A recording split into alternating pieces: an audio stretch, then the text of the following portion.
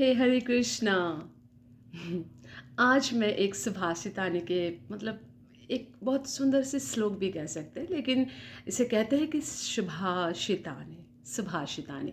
अच्छा, इसका अर्थ सही मायनों में जो भी है मैं बताने वाली हूँ, लेकिन पहले श्लोक तो सुनिए।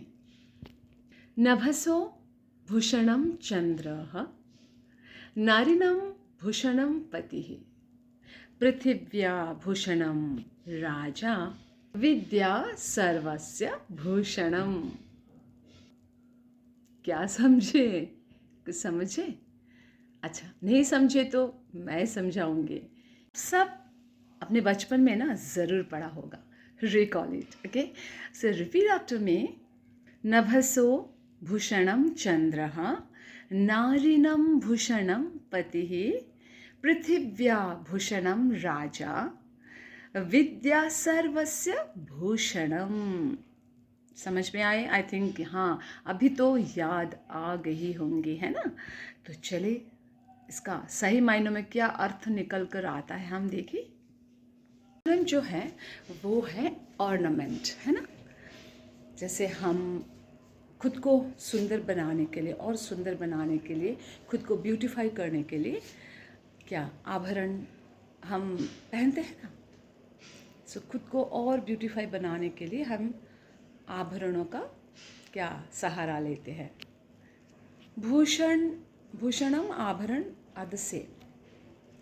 तो चंद्र जो है वो आसमान की जो सुंदरता और बढ़ा देते हैं ना। सो आसमान की जो सुंदरता है, जो आभूषण है वो है चंद्र, और नारी की जो आभूषण है वो है अपने पति। पृथ्वी पृथ्वी का जो आभूषण है वो है राजा, हमारे देश का राजा। और जो विद्या है वो सर्वस्य सर्वस्य भूषणम। समझ गई बात? कि विद्या जो है सब के लिए ये आभूषण का काम करते हैं, है ना? तो हमें सही मायनों में हमारे ज़िंदगी में विद्या की ज़रूरत है अथवा आभूषण की ज़रूरत है? ज़रा सोचिए। विद्या जो है कभी क्षय नहीं होती, है ना? विद्या जो है हम एक पीढ़ी से दूसरी पीढ़ी, फिर next to next to next, मतलब जनरेशन टू जनरेशन को हम क्या करते हैं, प्रदान करते आए, है ना? We give knowledge, we spread knowledge generation to generation, and वही नॉलेज के भरोसे पर या बलबूते पर हम अपना जीवन को क्या करते हैं, हम अपने जीवन को आभूषण के सहारे, जैसे हम अपने खुद को सुंदर बनाते हैं, वैसे विद्या के बल पर, विद्या के सहारे हम अपने जीवन को और खूबसूरत बनाते हैं। सोचिए, एक राजा, हमारे धरती जो पृथ्वी है ना, धरती के लिए, हमारे देश के लिए एक राजा का जो बड़ा योगदान है ना, बहुत बड़ा महत्व है। तो एक राजा कैसे होने चाहिए, उनकी क्वालिटी, उनकी गुण कैसे होनी चाहिए, ये बड़ा मतलब सोचने वाली बात है ना? अगर राजा ही कहते हैं ना कि किंग इज़ करप्टेड, तो फिर पूरे समाज का क्या, कैसे कल्याण कर पाएंगे, है ना?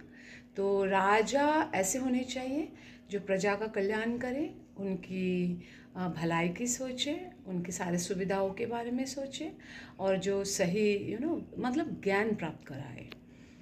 जैसे एक देश की जो मतलब सैनिक होते हैं ना, हमारे देश के सैनिक जो होते हैं, अगर देश के सैनिक पूरी तरह से काम नहीं करे ईमानदारी से, तो मतलब सैनिक का काम होता है कि पूरा सुरक्षित देना, है ना, अपने देश के प्रति। एक सैनिक अपने देश के प्रति जिस तरह ईमानदारी से काम करता है ना, वैसे ही एक राजा का काम है पूरी ईमानदारी से क्या प्रजा पालन करना, और सैनिकों का काम है देश की रक्षा करना, अपनी माँ बेटियों की रक्षा करना, है ना?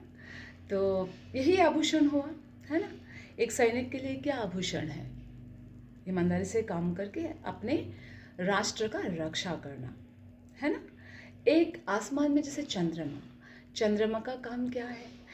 इसीलिए आभूषण कहा गया ना कि पूरे आसमान में जो चंद्रमा छाए रहती है तो उनकी रोशनी से क्या पूरे जगमग हो उठते हैं, है ना। और एक नारी की जो पति होती है, कहने से तो पति हो नहीं जाते हैं ना, तो पति का जो कर्तव्य होती है अपने फैमिली के प्रति, अपने परिवार के प्रति, अपने पत्नी अपने बच्चे के प्रति, तो वो वे सारे जो कर्तव्य जब पालन करते हैं तभी हो गया पूरे मायने में एक पति। और जब एक पति, सोच लीजिए एक भाई भी अपने पूरे ईमानदारी से अपनी बहन की रक्षा ना करे, और एक बेटा अपनी माँ की रक्षा ना करे, एक पति अपनी पत्नी की रक्षा ना करे, तो ये हमारे लिए आभूषण नहीं होते हैं, हमारे लिए ये क्या हो जाते हैं। चलिए, तो विद्या जो है हमारे सब के लिए एक आभूषण है, एक सबसे बड़ा हथियार है। हमारे पास जितने भी विद्या मतलब जितने भी ज्ञान है, ज्ञान जो है बांटने से बाढ़ते हैं, है ना। अर्जुन ने कहा कि आपका जन्म बहुत ही रिसेंटली हुआ है ना, जैसे कि मैंने पढ़ा भगवत गीता में कि Arjun was very much bewildered कि अरे आपका बहुत ही रिसेंटली जन्म हुआ होगा और सूरज तो पहले से ही है, तो उस समय और इस समय का बहुत बड़ा अंतर है। अ dark backyard and Abyss of time, मतलब ये तो एकदम पाताल लोक में भी चलो, जो गहरा अंधेरा से भी अंधेरा, उस ज़माने की बात आप कर रहे हो, और आज आप मेरे सामने खड़े हो भगवान कृष्णा। ये कैसे संभव है। मतलब अर्जुन जो है ना वो, मतलब उनके अंदर वो डाउट नहीं थे, सवाल पूछ रहे थे कि भाई मैं तो बहुत ही दुविधा में हूँ कि ऐसे कैसे हो सकते हैं ना कि सान और आज का कृष्णा, बिकॉज योर जो recent birth it's remember time, मतलब लोग को पता है आपके जन्म के बारे में कितने वर्ष पहले हुआ होगा, हाँ इतना तो जानकारी हमें भी है। और सूरज कैसे संभव है, मतलब तो मैं इसलिए कहना चाहती हूँ कि चौथा अध्याय जो है ना भगवद गीता का, ये संन्यास योग के बारे में बात कर रहे हैं, कर्म योग के बारे में भी बात कर रहे हैं। सो मैं कहना चाहती हूँ कि आप सबके अंदर जो भी ज्ञान है ना वो पूरी तरह से मतलब बांटनी चाहिए, शेयर करनी चाहिए। आज himself who has enunciated the knowledge of योग, है ना, at the beginning, सच में शुरू जो हुआ, जब ये सृष्टि शुरू मतलब प्रारंभ में ही कृष्ण जी ये सारे ज्ञान सानगढ़ को दिया था। तो मेरा उद्देश्य है, माय इंटेंशन इज़ कि मैं ना सुभाषितानी को